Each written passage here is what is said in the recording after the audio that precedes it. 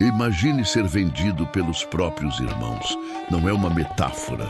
José foi jogado num poço, negociado como mercadoria e levado para um país estrangeiro como escravo.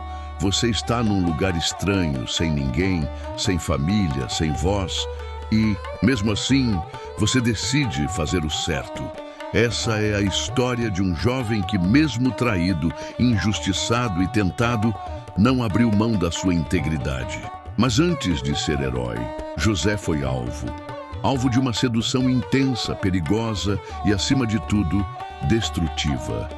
José chegou ao Egito como escravo, sem direito à escolha, sem esperança aparente. Mas havia algo nele que ninguém podia tirar: um senso de propósito e uma fé inabalável. Ele foi comprado por Potifar, um oficial do faraó, um homem influente. E mesmo na condição mais baixa da sociedade, José rapidamente se destacou. Ele era responsável, leal, discreto. Tudo que Potifar entregava em suas mãos prosperava. Era impossível não notar. Potifar confiava tanto em José que colocou tudo sob seus cuidados, exceto sua esposa. E foi exatamente aí que começou o problema. A mulher de Potifar não era qualquer esposa de oficial.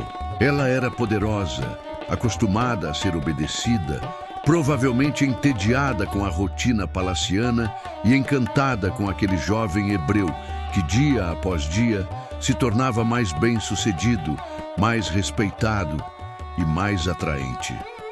A Bíblia não descreve em detalhes sua aparência, mas deixa claro que José era formoso de porte e de aparência. Era o tipo de beleza que incomoda. E ela não resistiu.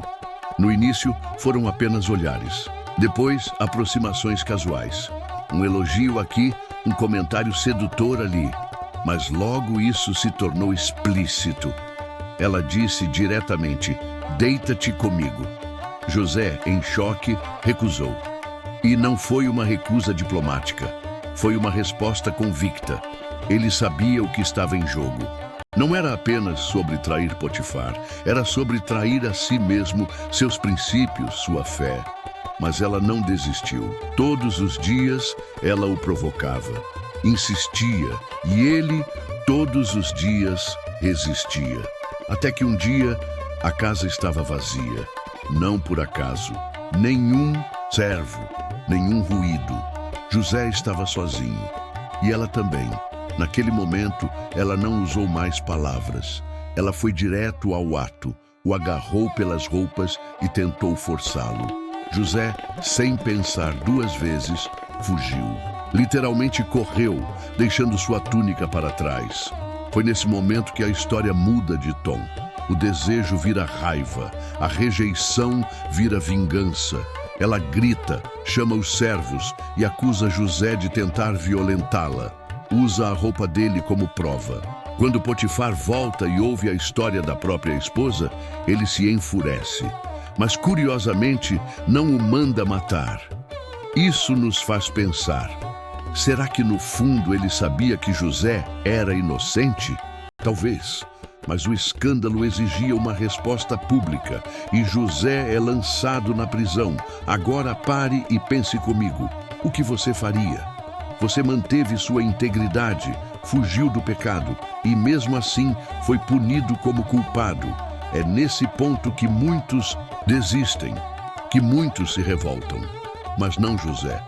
Mesmo na prisão, ele continua sendo quem é. Ele serve, ele ajuda, ele interpreta sonhos, ele se mantém fiel. Porque José entendia algo que muitos ignoram: integridade não garante recompensa imediata, mas molda o tipo de pessoa que você será quando o momento certo chegar. E ele chegou. Mas essa parte é assunto para outro vídeo. A história de José e a mulher de Potifar não é apenas sobre resistir à tentação. É sobre manter quem você é quando tudo conspira para que você ceda. É sobre entender que muitas vezes fazer o certo dói. Mas o preço da fidelidade é menor do que o custo da culpa. José não saiu ileso. Ele foi preso, humilhado, esquecido, mas também foi purificado, preparado. E se essa história te tocou, se ela te fez pensar nas vezes em que você também precisou fugir de situações difíceis, deixa um like, compartilha esse vídeo e comenta. O que você faria no lugar de José? Se inscreve no canal, ativa o sininho e fica ligado, porque no próximo vídeo a história continua. E José vai do cárcere ao trono. Você não vai querer perder.